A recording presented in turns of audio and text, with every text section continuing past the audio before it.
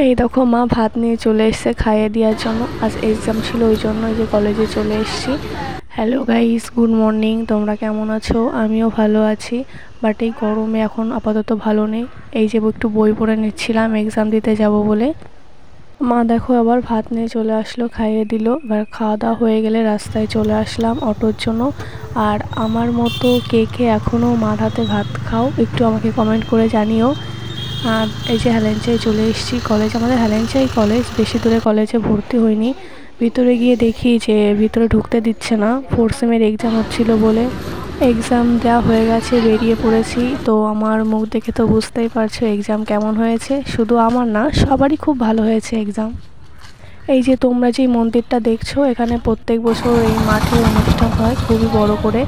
তো রাস্তায় খুব রোদ, যেতে যেতে দেখি যে লস্যি, তো মনে হচ্ছিল একটু লস্যি খাই, গরমে ভালো লাগছিল না। ভাবছিলাম কখন লস্যিটা দেবে হাতে, তো দিয়ে দিল শেষমেশ। লস্যিটা খেলাম, খেয়ে এবার বাড়ির দিকে যেতে হবে।